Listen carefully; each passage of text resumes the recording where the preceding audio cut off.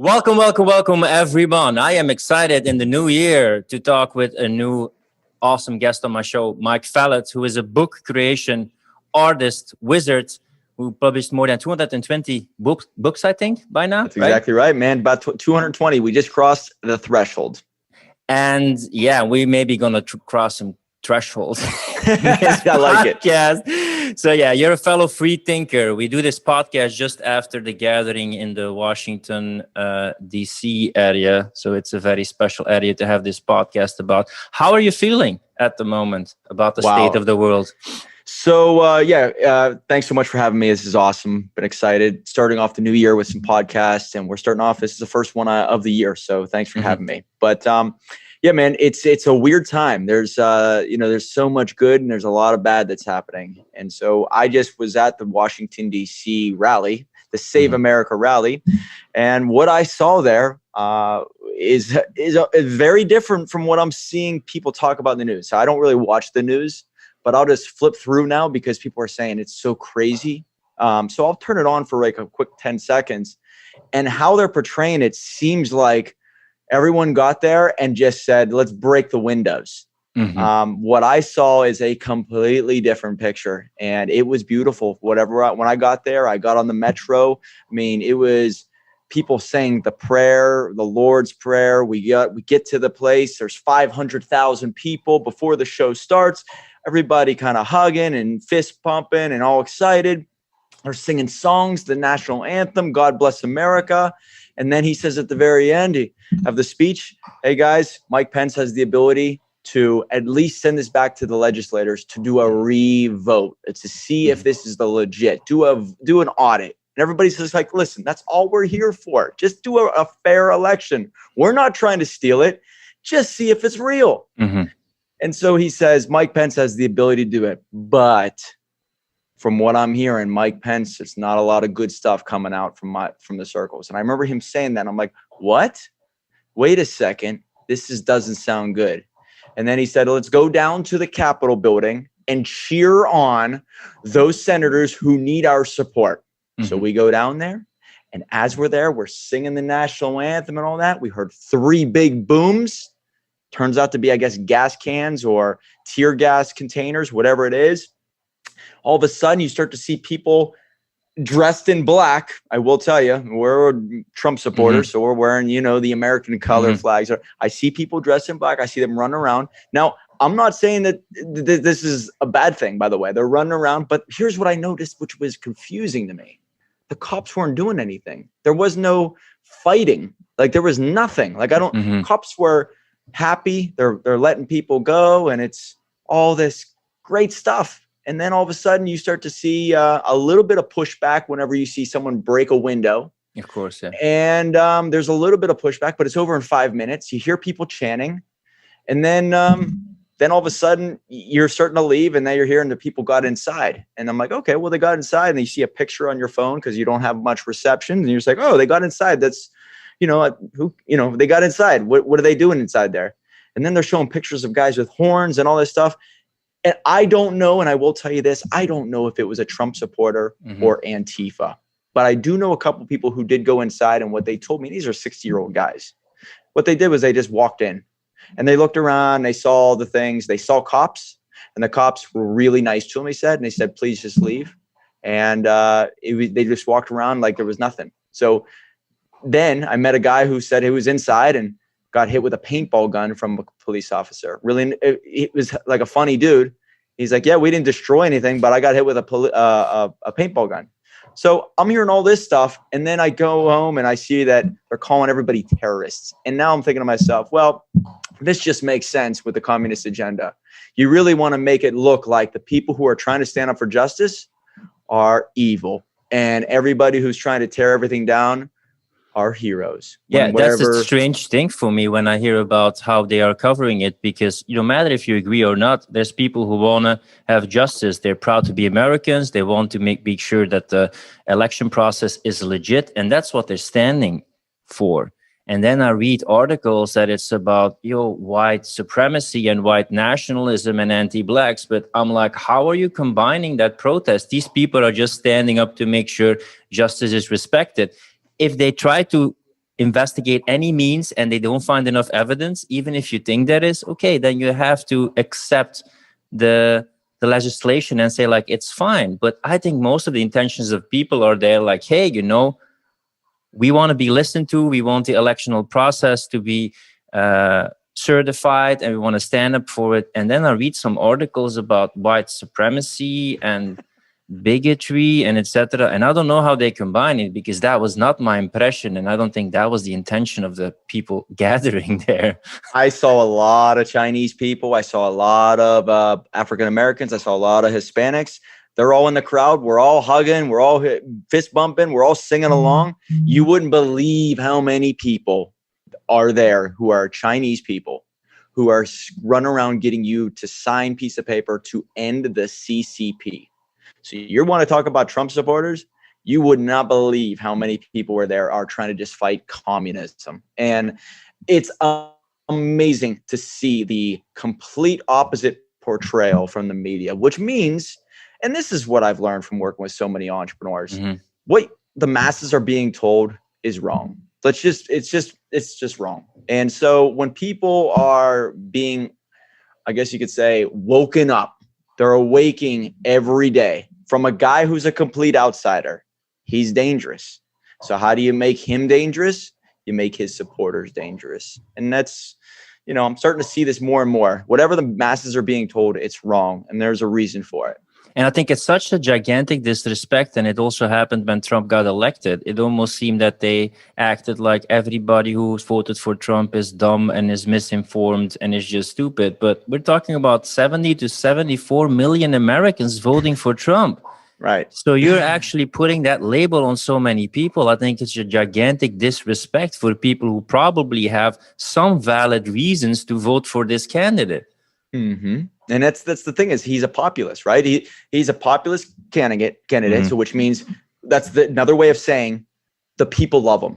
That's all you got to say is the people love him. Now, if the people love him and he's not one of them, now it's scary for them. So what do? Okay, well, we need to do certain things to make sure this never happens again. Have you noticed that social media did a complete 180 from 4 years ago? It used to be, you could put anything out there. It did help him get elected. You can't meddle with the elections because of the Russians. We have to investigate it. And now we want to investigate if they meddled with the elections, but it's about Trump. And it's like, no. It's perfectly fine. It's a crazy world we're living in right now when you're seeing the complete change. And it's scary, because this is social media is a way for someone to have a voice. And now if you go against what they believe, you will not have a voice. But it's and so it doesn't dangerous. Matter. It's almost like it's weaponized, that it's used to push a certain ideology. It's almost that they are judged even above the sovereignty of the people and the countries, because they're just censoring a president. And that's just a dangerous precedent to have, when social media can just manipulate public opinion to have the outcome whatever that they want, and they put themselves above the sovereignty of the democratic process in a country. And I don't care, this is not about left or right, Republican or Democratic. Right. That is just I agree with you. And that's what this is not about. I don't want social media is all right. I don't want that. We're not looking for that. We want fair. We want natural. We want transparency.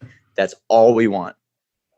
What for me is pretty crazy is that people don't see the one-sided way how the media and how it's being treated. Because if you're writing in Washington, D.C., you're a terrorist and it should be investigated, and you blame it on the entire people who are present and are protesting. But if you have Black Lives Matter riots, the exact same thing, then it's like, no, it's a peaceful protest. Now, I don't care. Okay, either you're going to say that people are peacefully protesting in Washington, and there's a couple of incidents, just as you said with the Black Lives Matter riots, or you say it with both, like, hey, there's really dangerous riots and that's unacceptable. But I see a very biased way on how they're treating both situations. It's not being handled in the same way. What's different about this than it was back in the 40s with Hitler? What's different? Basically, if you can control the narrative, and if you can go in there and say certain things are not taking place, but certain things are that aren't taking place, then all of a sudden, what makes you different from the fascists and the communists back in the day? That's back in the day that did major damage. Nowadays, you're starting to see it at a high tech level, but it's no different. The principle is exactly the same.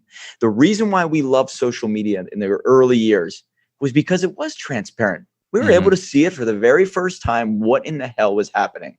Now, all of a sudden, this immediate involvement, it's almost like, okay, we're going to stop the dominoes completely and then just push it the other way.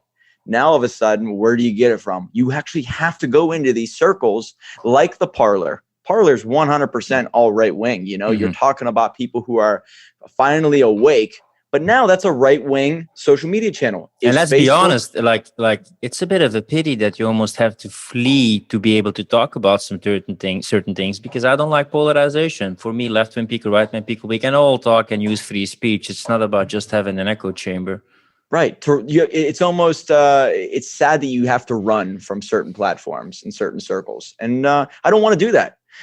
But there is no other way. So that's what we're looking at here. And what I've learned here, Philip, and I want to tell all the people out there listening to this, okay? So there is a lot of bad that's happening. But I really do believe no matter what happens, and I don't know which side of your listeners are on, my assumption is they are free thinkers also. But no matter what, there's always going to be opportunity. And so I've worked with so many people that even if the wealthy people that I've worked with, no matter what happens, they're always going to get wealthier. Okay. Now, what I will say is that they're going to get very wealthy, but the people who don't know yet, or, you know, just starting out, it's going to get harder for them. And they're also going to lose money. So there's going to be a two-class system. Anytime communism comes in, the people who make moves and all of that and, you know, have capabilities and resources are going to get richer. The people who are listening to the media and doing what the masses are doing are going to get poor, which means this group here in the middle is most likely going to go to the poor. But if you're smart, if you're aware and all that, you have a chance to level up. I'm not saying that I want just me to do well. I'm talking about, I always tell people, I'm going to win no matter what. My clients are going to win no matter what. Great entrepreneurs are going to win no matter what. But the people who are my friends and all that, who are not into this stuff, who don't have their own businesses, they're going to get hurt. Yeah, I think one of the ways to become independent of the state is to be an entrepreneur, because then you can create freedom. And what is the essence of being an entrepreneur? Taking responsibility. And it seems to be dangerous to take responsibility and become independent. Better to just blame it on the world and be a victim. Not that I support social causes, but I just love taking responsibility. And that way I can also make a bigger impact, because it's not just about me. I can take care of the people who I care about in my community. Well said. Well said. And that's the thing, is you want to take responsibility. People will always say, well, you just care about yourself. That's an insane philosophy. You can't take care of your family unless you take care of your health, your beliefs, your mind, your wallet. That's the only way. Are you really going to give up power to someone else to take care of you and your family and your family's family and everyone around you? Are you really going to do that? That's not who we are as entrepreneurs. We're going to go in there and we're going to say, you know what? I want the choice if I want to put that vaccine in my body or not. I want the choice if I want to open my business or not. And I want the choice if I want to go around without a mask or not. I'm not saying I'm here to hurt you. I just want to say that I want to have the choice, because this is my body, my life, my legacy, my wallet, everything. Let me be the decider of my fate. That's all. Mike, explain me this. How long do you live in America right now? I mean, I'm 36 years old. I've been here my whole life. Born in Pittsburgh, Pennsylvania. I've stayed here in Pittsburgh, Pennsylvania. That's where the Constitution was signed, right? Or not? Philadelphia. That's right. About 4 hours away. Yeah. So I grew up with America, country of the home and of the free and the brave. And now it's the country of the slave and the afraid. What happened? I would have to say you have to go back to the 60s. This is when it all changed. You know, World War II happened in the 40s. We're the king. We're the top of the world. We're the savior. We're writing all the books. You get to the 60s, you got JFK involved. All right. This is when it all starts to crumble. JFK gets assassinated. We can go into conspiracy theories all you want. There's no doubt about it. There's a lot behind that whole thing. The moment Lyndon Baines Johnson gets in, the world changes. He starts implementing so many things. And this is the start of socialism, which will eventually lead to communism. There are many things that happen, but one of which is people started to infiltrate the school system, the health system, the media, and obviously politics. That's always been a case. But all four of those. You control those four things, and it only takes a generation for it to change. We're getting around to that generation right now. So you're talking about 60 years since the generation's just coming up. Here we are. This is another battle. And every 100 years, it looks like something big is going to happen. So I think it all started in the 60s, and you're really just starting to see it come to light now. First, and I can't explain about this, but I'd read it from my guest. Most people are like, huh? Communism? Wasn't that ended with the end of the, Cold War and at the end of the 80s? Like, what is Mike talking about communism here? That was something like 30 years ago. Yeah. I didn't believe it either. I thought communism was something you heard about in different countries. And you're seeing communism is one step away from socialism. So everybody, let's just get this understood right now. Socialism is basically the government giving the ability for everybody just like kind of make the same and having some type of checks and balances so everybody's taken care of, okay? That sounds beautiful, all right? I mean, everybody should be taken care of, let's be honest. Social welfare system. Social welfare system. People are like, hey, we already have socialism. We already have a welfare for the poor. All right. There are certain things that need to be put in place, and that's not socialism. That's a socialistic a policy, all right? Pure socialism is going to be where they are going to make it very hard for people to get over a barrier, and everybody just stays in this income bracket, and then all of a sudden you can't do certain things because of regulation and all this. So it's going to become harder and harder, but the rich are going to take care of the tax dollars. And so there's going to be the division of two classes. And so there are still going to be rich taking care of the poor, but the incentive and the rewards and all that is taken away. So why would you try to break out of this class when it becomes very, very hard to do so? And then every time you do so, you get hurt financially, or it becomes harder some other way. So socialism is that. Now that sounds like, oh, I can deal with that. Communism is now basically saying, well, the government has total control of what you can and can't do. Hence, free speech, where you can go, what you can do as an occupation, all the regulations. Now they're basically saying, certain genders, certain colors of skin, certain cultures. This is what you could do. Here's where money goes and all that. And it's total government control. We are getting to that point, and it's scary to see people voting for it, because what I will tell you is the people who are voting for the one side don't even realize how bad it's going to hurt their kids. They don't even realize. We're Americans here. We have it so easy. We're spoiled brats, basically. And so now when you have it to a point where people are voting for something that sounds like, oh, I'm all for love, I'm all for peace. Oh, wait a second. Go back to the 40s. They said the same thing over the loudspeakers. We are here to help. We are here to take care of you. Oh, by the way, the Jewish people, get on the trains. We're going to take you outside and we're going to give you places to work. You're going to be taken care of. We're here for your safety. This was over the loudspeakers, by the way. All right. Same garbage you're hearing now. Maybe we're not getting on a train just yet, but what's scary about that is the government can lie to you. And when the government can lie to you, what can they do to force you and not force you to do, I guess? Yeah, I think most people don't realize how big of a role culture is, and culture gets spread mostly through education, Hollywood, and the perception that people see, which now with social media and the way how we can go on YouTube, Netflix, and see everything is like more centralized. So that's often what we see in communism. Like we see on the top of the pyramid, there's like a couple of people making the decisions for the benefit of all. But now you have almost like globalist, centralist structures in a communist way. But, one side is communist in terms of like enforcing what they want on the population. But the other side is like capitalist, like increasing the power and getting like money, even in the pyramid structure. So that is what people don't see. In the past, you had a war with communists, with flags, with tanks, but now it's a war of perception. It's a psychological war, and it's much more difficult for people to show them that, because it's a war within the perception and the senses of people. Yeah, this is not a war with, like you said, with tanks and guns and all that. This is a high-tech war that's going on right now. And the way you implement this is you turn their world upside down. And fear will do so. Think about it. When you scare someone, their logical abilities, their emotional state, everything's upside down. You put something out there that could scare them to death. Now all of a sudden they say, well, there is no rhyme or reason because of the virus, because of this. You just take over. I don't know what to do. I'm hearing that this virus will kill you. Now all of a sudden these people can be coerced or they can believe anything. And so, like you said, this is not they're coming in with guns and telling you to believe a certain way, a certain thing, or to believe a certain way. This is saying, hey, we're going to control what you're seeing. And by the way, if you go against us, you're off our platform. Oh, by the way, anybody who goes against us should be doxxed and everybody should go after them. I'm seeing it, by the way, from many of my friends. Mm-hmm. And it's scary that we're getting to this point.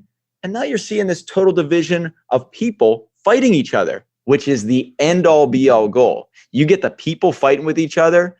Now, all of a sudden, you can be pushed around and they're not having outside people fight coming inside. This is inside versus inside. And that's a scary philosophy that could happen and change America forever. You got people fighting, and this is a civil war potential. Yeah, let's talk about this later, because that's also been in the back of my mind that's like a possibility. It's almost like somebody, in the Matrix, like, oh, you're so free, do whatever you want. And they sell it as freedom, but it's actually a freedom when you adhere to the limits, what they define as freedom. And when you step outside of it, off Facebook, no more income, go with those crazy people on alternative platform, have to build up your followers again, and you get ostracized again. So it's this false freedom. Like, we care about the planet, we care about freedom opportunities within that very limited scope. So when you take a red pill or you step outside of it, when it's like a lot nice hills, etc., and then you start like traveling, and then me and Mike go just a little bit farther, and then we just see all the picket fences, and we see all the barbed wires, like, fuck, there's actually a limit here, and we see beautiful things outside in other hills. It's like, can't go there. Go there. Have to stay in these confines. But most people just stay in that limited scope. It's like, it's so beautiful here. It's amazing here. It's crazy. Exactly. There are the limits they're putting in place. And what's that doing? It's scaring people from even taking a risk. That's scaring people from standing up. That's scaring people from actually saying the truth. And let's talk about the personal thing where, you have dreams and aspirations. I know people right now, Philip, that basically are afraid to start a business because they are afraid to be kicked off welfare. Now, think about this for a second. I'm dreaming of starting a business, and I've talked to a few people, one in particular, in the past 2 weeks. I do not want to start a business because if I start a business and now I'm on the docket to be a business owner, I lose my welfare. Now, what is that doing? Government is saying, you know what? We're going to take care of you. And if you try to go out on your own, we're not going to take care of you anymore. Now, you could say, well, what the hell? Go off on your own and do your own thing. It's indoctrinating them to, here, we're going to take care of you. Don't even think about it. Don't do it. It takes away the incentive and reward of actually going for it. Whether they're actually trying to stop them by force or not, this is the mentality that's growing in America. I better not go after my dreams because if I don't, I'm going to be hurt. And so by implementing this money right out of the gate, right out of college, here's free money. Here's free money. You do what we tell you. You better get your COVID pass and you better do this. And as long as you keep doing this, we're going to keep giving you money. But the moment you try to go for a job that'll pay the exact same amount of money, why would you do that? That doesn't make any sense. That makes me think about the fat slob who's overweight and still a virgin living in the basement and then get his allowance by his daddy and mommy. And then as long as he's a good boy, he can stay inside the house and he's like 100%. Completely immature man-child. It's incentives and rewards being removed slowly. And as long as you take that away, nobody's going to go after anything, be productive, go after their dreams. And that's why when you get out of school, you should have no money, okay? This is going to force you to get a work ethic. This is going to force you to get creative, force you to get around great people, force you to level up. But as soon as you say, you know what? You don't have to go after your dreams. Here's enough money. We're going to take care of you. This universal income. Now, it's not going to hurt people like me, but it's going to hurt the people around me that are like, hey, go after your dreams. You got one life. What are you doing? Like, you want to shake them. And I think we're only seeing the start of that. That's that's socialism leading to communism, because then all of a sudden they're controlled step by step. Here's where to move. Here's your food you're going to get. Here's where you're going to go, the cars you're going to drive, the information you're going to get. And it just starts. And it's all about death by 1,000 cuts there, Philip. Yeah, and what you say about the truth, I would say rather it's your personal truth. And one of the best ways to live your life is to voice your personal truth. And then sometimes you can adjust it, living by your values, expressing what you believe in. There's nothing more beautiful than that, because at least you stand for something. If you don't stand for anything, you will fall for anything. Right. So the fact that I can't voice my opinion or use common sense, it's almost like I feel a traitor to myself, to my authentic self, to my genuine self, when I can't even voice what I'm thinking, without the intention to hurt anyone, but it's what I'm thinking. It's like a thought police. It's like an internal censorship. And that just feels so dirty, to have to betray yourself and censor yourself. Scary. I think that a free man or free woman out there, number one, goes after whatever they want, says whatever they want, is not, and basically lives their own life according to no one, just according to their own dreams and aspirations. And as soon as you become censored and you start to become fearful of what you say and what you believe and all that, you're not free anymore. And that's why it's so scary to see people who, they believe a certain thing, but they will never go to a rally, but they'll never say it on social media. And in my eyes, that's not freedom. All right. So to me, that's not worth living. I don't want that life. I want to have the ability to say whatever I want, to stand up for myself, because that's what sets an example. That's what inspires. That's what encourages people. And that's what motivates. And my whole purpose in life is basically to help people, have a better story and to live a great story myself. So if I can do that, you're not going to do that by staying quiet, not trying to shake the tree, not trying to go after big things. I mean, I look at life as so temporary that if you don't go through it and you don't go after what you want, you're going to sit there in your bed, maybe getting fed by someone with total regret in your eyes. And to me, that's just not worth it. I'm going to go for it. And I hope other people do so also, because if you don't, there's that regret that's on the other side of your youth. And then the ability to help other people go after theirs is gone because you have stayed quiet. What example are you setting for your family, your kids, if you don't do yourself? Yeah, you have this false consensus about nobody else is doing it, so I might not do it. Or like, why are you doing it? Because it's the rule, because else I get fined. But I'm just too much of a rebel. Like, yeah, but does it make sense or not? Yeah, but as long as they enforce it, I can't do it. Yes, you can. Yes, you can. And you can inspire other people to also think like, whoa, there's other people who also think there's something fishy or weird going on. But that conformity and then just blindly following authority, when you read anything about history, a lot of evil things have been done just by blindly following authority and just because we were told to do it. And I see now, you talked about the 40s, 80 years later, I see the exact same psychological mechanisms active again. It's almost like we learned nothing from what happened back then. Yeah, it's the blindfold. And you know what? If I'm going down, I'm going down on my own accord. And I just think that people, get out of school and they get that job, and that's when they start to die. All right. I think there's a lot of life to live. So I'm going to stand up for myself. I'm going to fight back as much as I possibly can.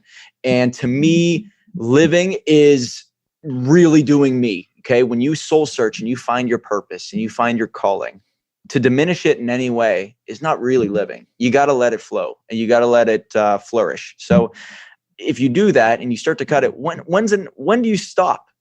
Because you might not go on that trip because I'm scared of this, or maybe it's not the right time, or I have that job. Does that lead to maybe not going after the dream business, or maybe going after, that type of lifestyle? Or when do you stop? And then when you start to really think, I really should say something, when do you say when's enough is enough? So I think everybody has these limits. People like me, we have those limits kind of far out there. And I think you have to be aware of, the consequences. I'm totally willing to stand up and be scared of. That's not his vibrator, by the way. That's it. That's these Instagram videos that keep popping up. But yeah, at a certain point, maybe you want to sit there with your child or your grandson, and you want to look back and say like, "Hey, Daddy or Grandpa, at least try to talk out loud or do something about it. When you're going to look at these pictures and what happened, and you're going to say like, yeah, I just looked at it and did nothing. Like, that wouldn't feel good for me to look back and say I didn't even do anything or try to change anything. You got to figure out what's it worth to you, I think. And so to me, it's worth it. And so like, that's why I'm willing to get on social media and fight for it. I'm willing to stand up for myself, because this is worth it.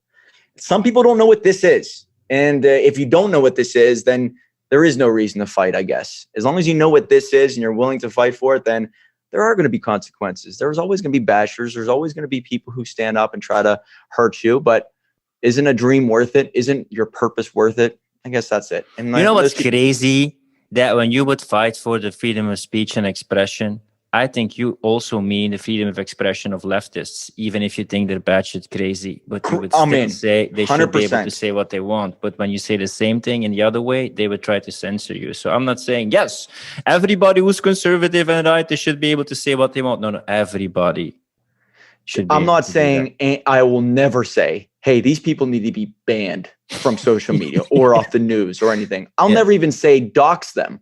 I don't even care. Do your thing. Everybody do their thing. The moment you try to hurt someone, now you got to suffer the consequences a little bit of either people coming after you. But I will never say your speech should be limited. You should not be able to speak. You should not be able to do this. That's what I'm saying, because I'm all for freedom of speech and certain rights. I will never tell anybody, take off that mask, take it off. Because I'm not there to control their life. And I'm not saying to anybody, don't get that vaccine.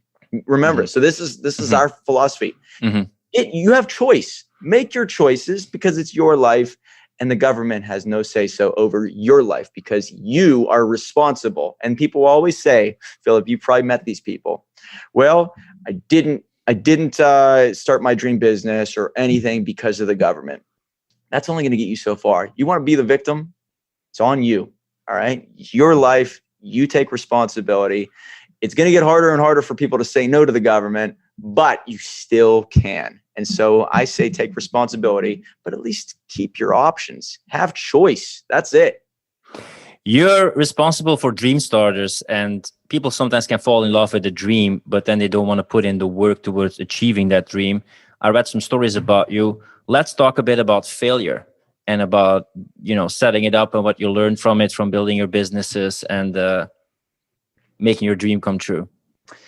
Yeah. So if you want to start off with failure, starting a business is not easy. When you start with nothing, I trademarked a phrase called starter from zero. This was the phrase that kind of like really connected me with an audience. And I started a business in 2008, 2009, right around November is when I bought it, 2008. So I bought a business. It was a 4-unit building. Okay. Now I didn't have any money. So how do you buy a 4-unit rental building? Well, you find a really low cost business or building. You get your real estate license. You pay $160 to get your real estate license. That way, whenever you make money off a transaction, you get 3% back. So obviously if I get a transaction, great. Then there was this government plan called FHA, First Time Home Buyers Association credit. You look for all these little incentives to buy places. So you say, okay, well, if there's a first time home buying association, I can only put 3% down on a place. Okay, well, let me use that. I'll put 3% down on a $160,000 property, which I had a little bit of save money, which is only like $5,000. And then all of a sudden I get 3% back. So catch me on this. I put 3% down, but I'm the agent, so I get it right back. So technically no money down on a property. Think about how creative that is. And now I'm making $400 or $500 a month. So I'm running, but I don't understand all the laws and regulations. You will not believe how many tenants will take advantage of people. All of a sudden, tenants don't pay. I'm taken to court. It takes a long time. So I start to lose money there. But now I have a job here. I leave that to start other businesses. And now I go into 4 or 5 years of failed businesses straight out of the gate. And this is me living on dirt, eating bananas, drinking water from the tap, being worried about the gas bill so I'm not turning on the heat, and I'm freezing and I have blankets on while I'm sitting in front of my computer, which is I'm afraid of freezing because it's super cold in my place. What happened then? Were you stupid, ignorant, bad investments, expensive learning curve, or when you look back right now? I would have to say that I didn't understand the principles of starting a business. You go to school and you learn about like, oh, what did Apple do? Oh, what did Starbucks do? And so you start thinking really big. And so I made a lot of mistakes. And I guess what I really didn't have was vision. All right. So you think about, oh, I got to create a business. I'll get a lot of people.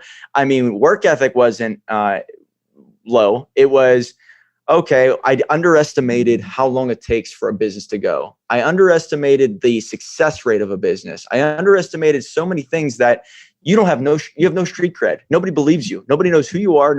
You don't understand Google. You don't understand search engine optimization. This is whenever Twitter and Facebook and all that is pretty new still. So you don't understand all this stuff. And so when you think, oh, I'll create a business, but there are certain things like I was so obsessed with branding and marketing, but I didn't understand demand. And so I learned a couple of things like, oh, I got to keep a business simple. I really got to have vision. Oh, I got to understand about demand. Is there a demand for what I'm trying to sell?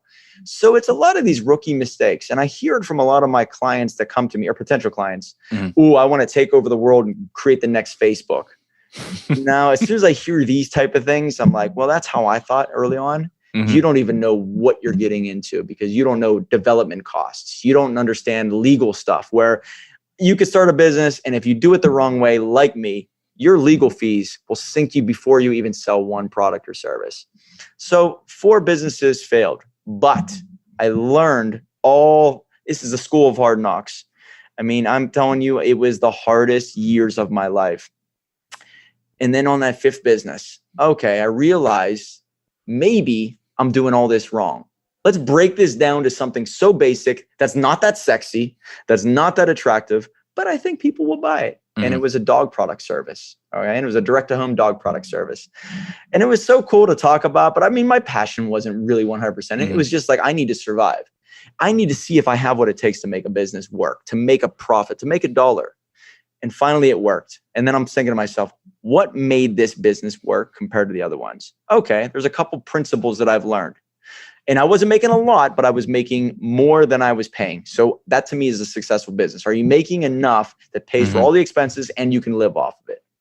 So I write a book, and that's whenever people started to take me more seriously. The book changed my life.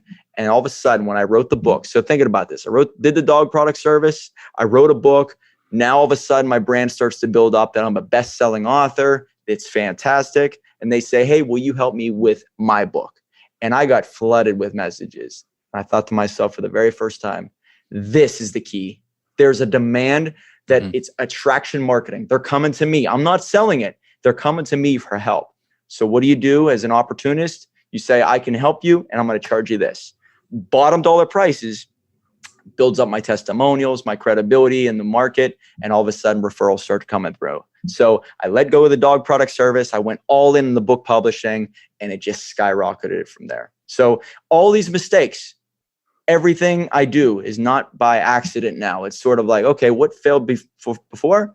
All right, just basically do the opposite or think in a different way and use it to your advantage.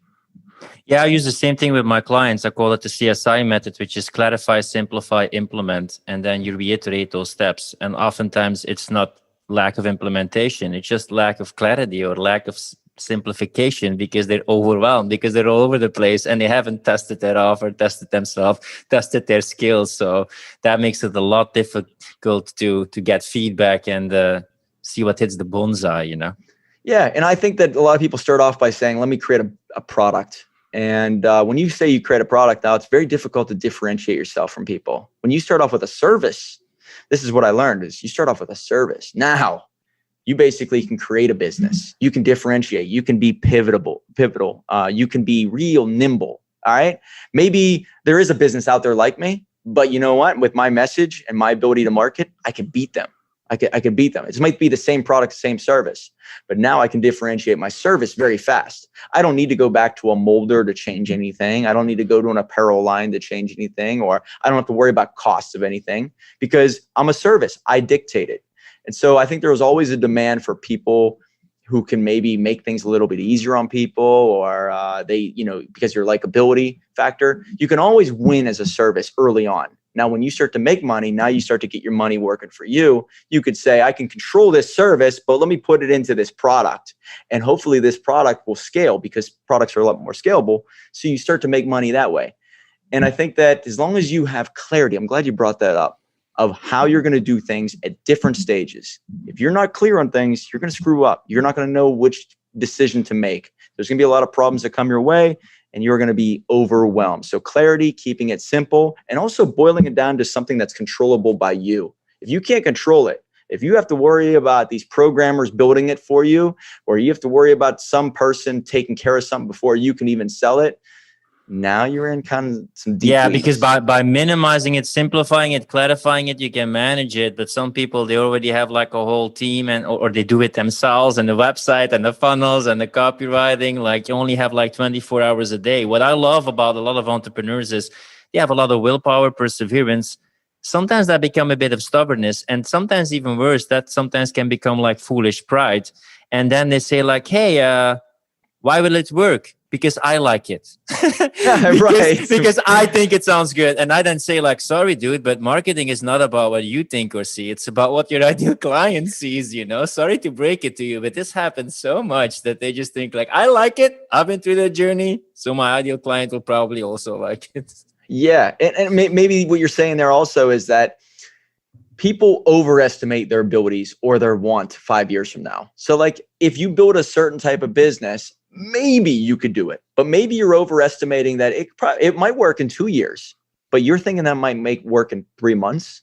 No. You need to do a lot of things before. And that's the thing, is that there are a lot of great business ideas that are phenomenal, but maybe they don't realize how much capital it's going to take or how long it's going to take to develop and have a market accept it. Because sometimes when you build a service or a product, you need to educate the audience on it. And if you're thinking like, oh, I can do all this in a week or 3 months, you are now going to cut your own throat, because you're planning on that happening. And when that doesn't happen, how long do you let it ride out before you either lose total confidence, the market doesn't believe in you, or you get to a certain point, you're like, okay, well, I got to pivot. And then all of a sudden your identity changes so much that you don't even know what you stand for or what problem you're there to solve. Because when you have a vision, that is believing in something that's not yet manifested, but to keep on believing in that without physical proof, social proof, feedback, that's difficult. That starts to eat away at your soul. But when you see like this is working and you have the vision, kind of reinforces itself to become bigger and bigger, and then see like, yes, it clicks now, right? Right. So it's like you need to see fast results, I would have to say, like, you know, to really believe and have other people believe in you. So and I guess this is not something that happens overnight. I think you really do have to go through this period of soul searching. Mm-hmm. And 4 years of failed businesses doing a lot of soul searching kind of maybe got me more mature as a business person faster than anything else. And maybe I'm really thankful for those failures. I really wouldn't be this person without them. So I'm thankful. But I will tell you that people make those mistakes, and then it either goes one of two ways, Philip. You either get really cynical about the business world or capitalism or those who make it. You get really cynical. I've seen people do this, by the way. Oh, you just got lucky.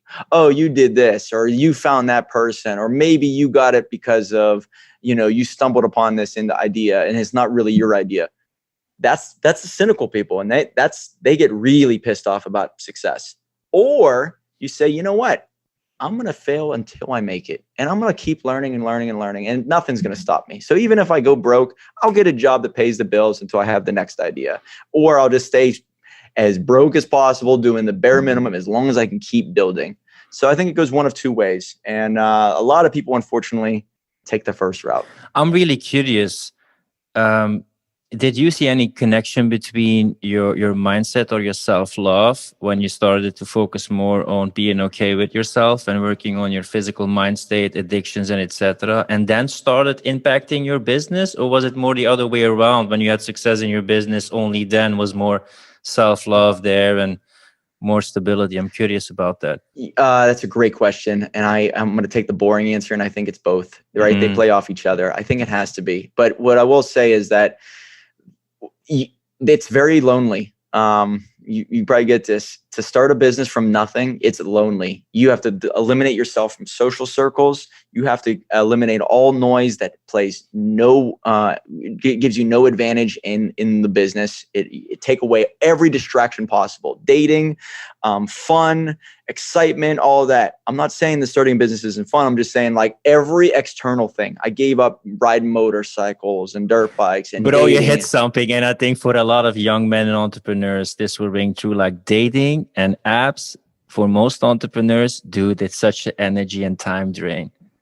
Energy. It'll kill you. And if you have nothing, no business, and you're trying to get this thing to grow, and you take your energy away from it for an hour or 2 hours, you're hurting yourself. You're hurting this.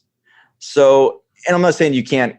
Didn't you also have, because I had this when I was more successful or I was well, sometimes I had these vixens almost like luring me away from my path. And then I'm like, fuck, I was doing so well. And then I had to recover again. Did you witness the same or not? Well, I have to say that when success comes your way, it's a little bit easier to be confident, right? It's way more easy to look, more attractive when success is in your favor. So nobody wants to date an entrepreneur who's starting out, but they all want to date an entrepreneur who's making good money. I will tell you that right now. There's freedom, there's that excitement and all that. So it becomes easier down the road. And I will tell you that when you start to get back into the world, it's a shell shock because it becomes a distraction. There's a stage that I reached and I was like, well, I could really date some girls and run my business, and it's not going to hurt me that much.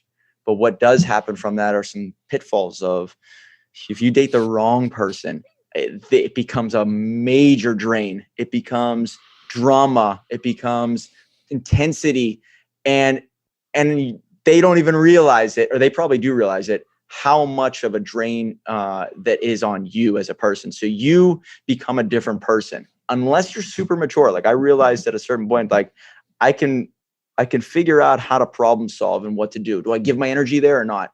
To someone who's just getting started with that, it could be really scary that you put your energy in the wrong person or the wrong thing. It'll kill everything else that you took 5-10 years to grow. So it's scary that it can go away like that.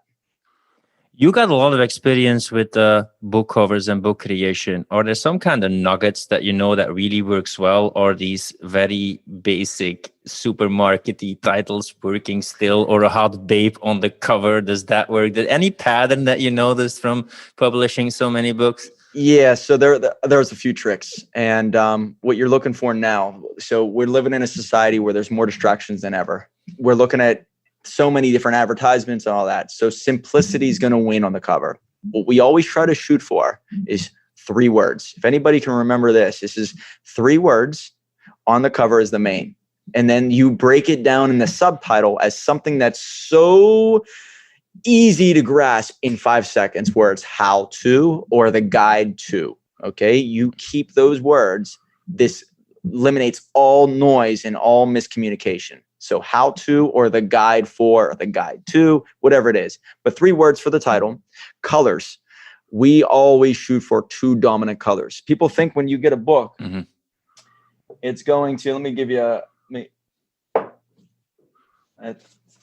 he didn't take my advice on it, but I mean, it's a great title. Yeah, I saw the cover, by the way. People have to look it up. That book by, who is that guy who runs these ultra marathons, that ultra athlete? Do you know who I mean? Tim Wilkinson? No, that black guy who runs so much. Jocko Willink. The other one. Oh, the other one. I know you're talking about. He has such a horrible cover. You can't. He has a terrible cover. Yeah, we didn't do that. Here we go. This is probably one of my top clients that everybody might know.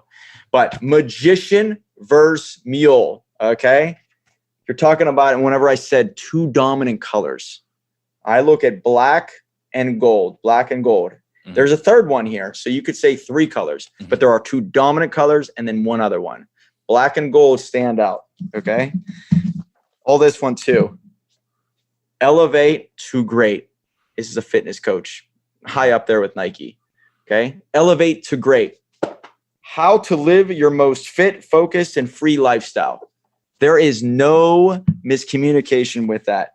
Elevate, or the magician versus mule, the ultimate guide to lifestyle, wealth, and freedom. So if you try to get too creative and you try to get too wordy or too many colors, you are going to lose the audience. There's a vanity thing in people that says, I need to be different. I need to be special. They want to be unique, right? You want to be unique, right? I'm talking about effectiveness. What works for you to communicate your message to the reader, for them to know what you stand for. And this is the other little tidbit I will say about covers. Remember that anything on your cover, those 3 words or anything, is going to be associated with you forever. It's your brand. Magician equals Mark Evans. So Mark Evans equals magician. So when you hear something, you say, Mark Evans, oh, he's the guy who wrote the Magician book? Oh, Mark Evans must be something about like he must be everywhere at once, or some type of cool. Oh, what's he known for? Elevate to great. Brian Nunes, he must be known for something about greatness. Like that great book, greatness equals Brian Nunes.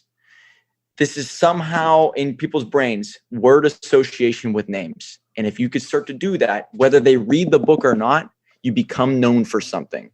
And that is going to help you in everything you do. It becomes an asset for life.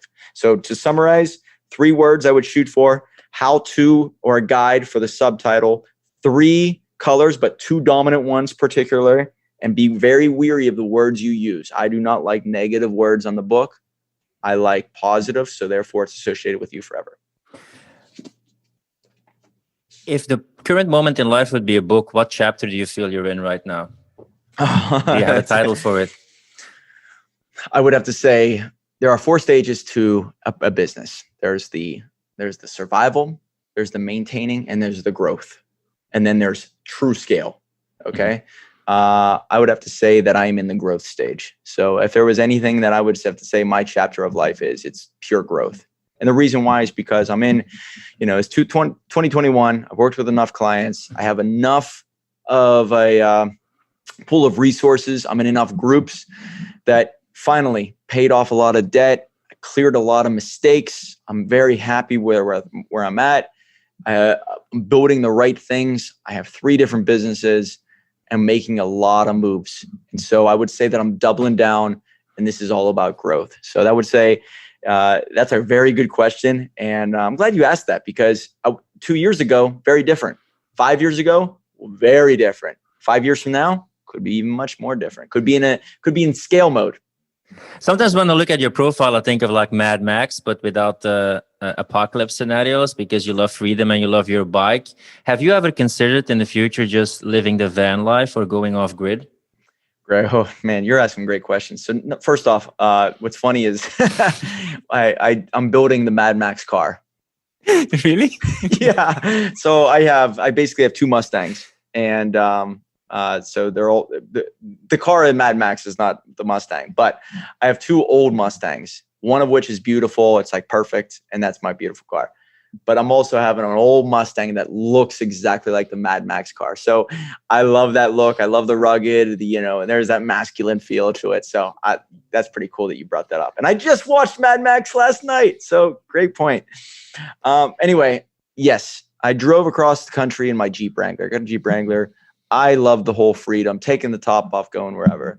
When you say living the van life, it's very tough for me to do that, because I think that I love having my place where everything's at. I start off with my day with my eggs, and, I get my schedule in, my running.